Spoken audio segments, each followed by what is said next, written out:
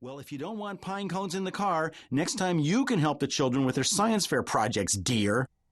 And they didn't talk at all the rest of the way to church. Mom always says that being a housewife is a lot harder than being in advertising. The church we go to is St. John's, which is Episcopal. It's on Route 218 in a row with the other two churches in Asquat, which are the Methodists and the Catholics.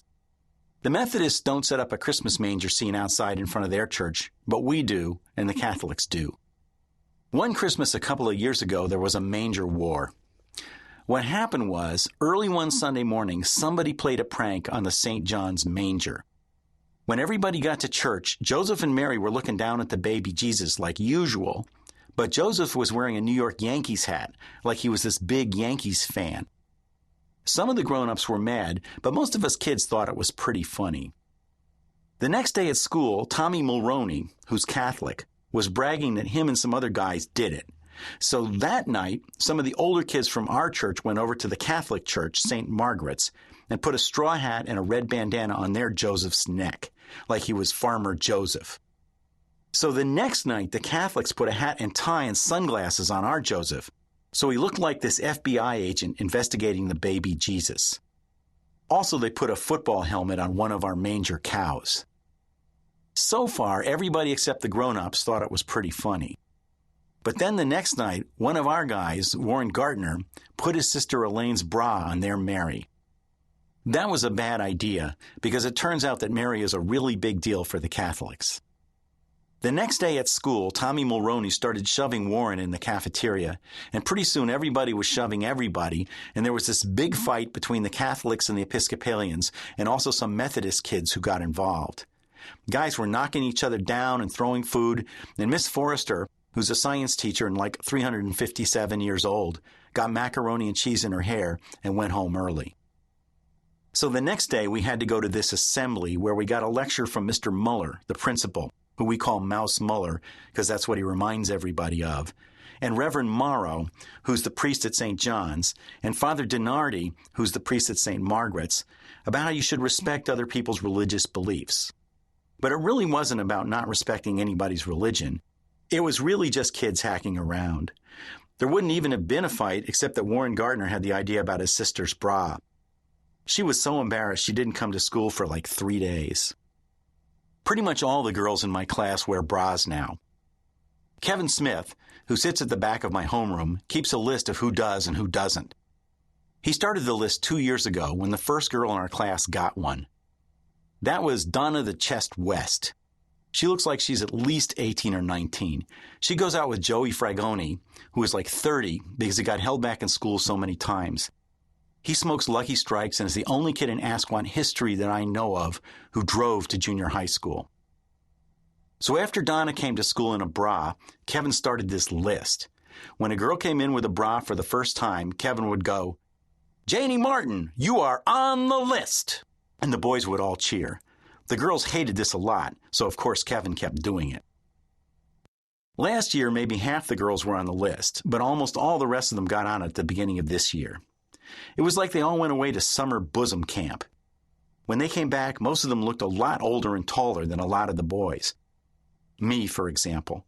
My mom says this is normal. It all evens out in the end, she says. Which is easy for her to say because she's old and married, so it doesn't matter what she looks like. Meanwhile, I'm walking around like some kind of dwarf in this bosom forest. I don't want it to all even out in the end.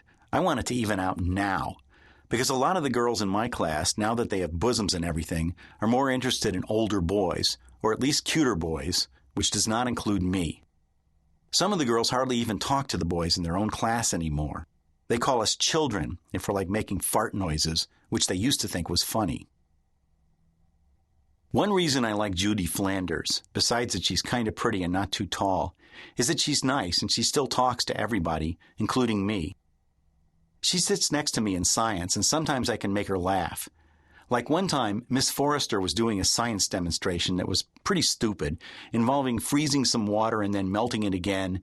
And when she was finally done and the classroom was quiet, I said, "So what you're saying, Miss Forrester, is that ice is actually frozen water?" Everybody cracked up except Miss Forrester.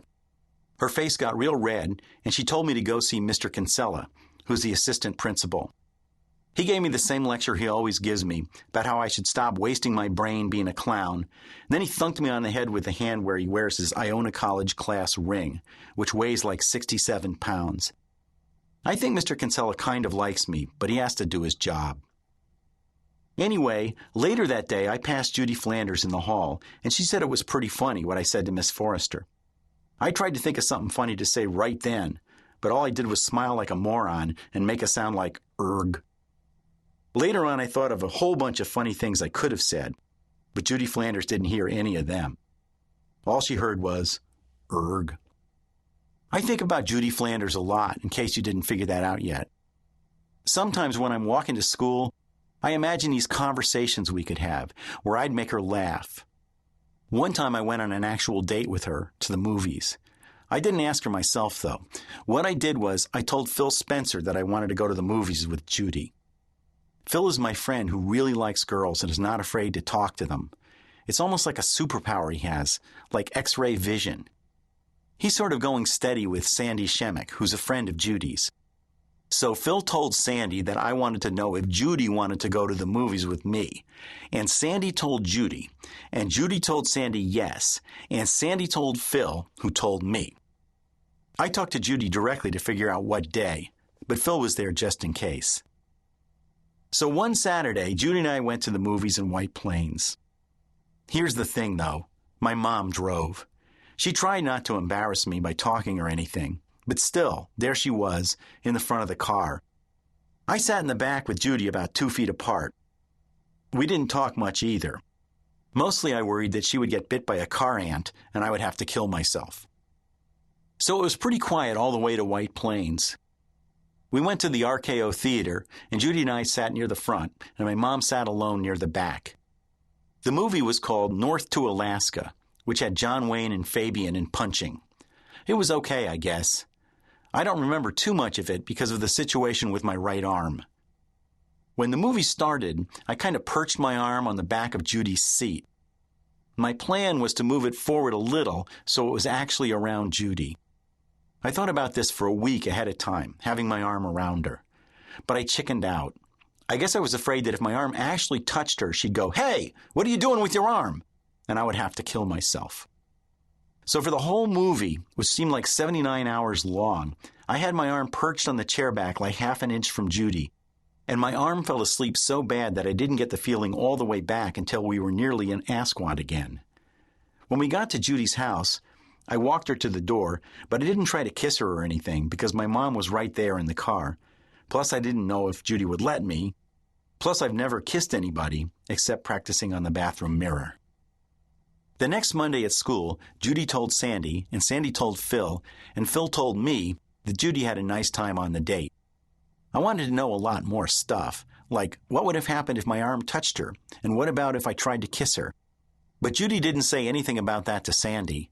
Or if she did, Sandy didn't tell Phil, so I still don't know.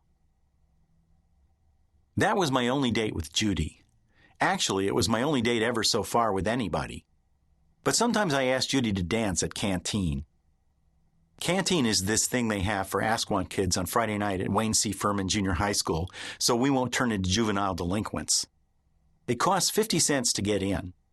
For the first hour, all the boys go into the gym and play basketball or just hack around, and all the girls go into the cafeteria and fast dance to records. Then the boys go into the cafeteria and mostly stand around watching the girls dance fast. Some boys dance fast, and the rest of us make fun of them, but I think the truth is we wish we were dancing too. I can do one fast dance, the twist, which is pretty easy because you just rotate your feet back and forth. I learned it at home in the bathroom looking in the mirror, but I'm too chicken to do it at Canteen. At the end of the night, there's slow dancing. Most of the boys dance then. I always try to dance with Judy Flanders. One time I danced with her to Put Your Head on My Shoulder, and near the end she did kind of put her head on my shoulder. That was my best dance ever. But Judy is pretty popular because she's nice and will dance with everybody, which some of the pretty girls won't. So usually there's a bunch of other guys who want to dance with her also, and I don't always get a turn.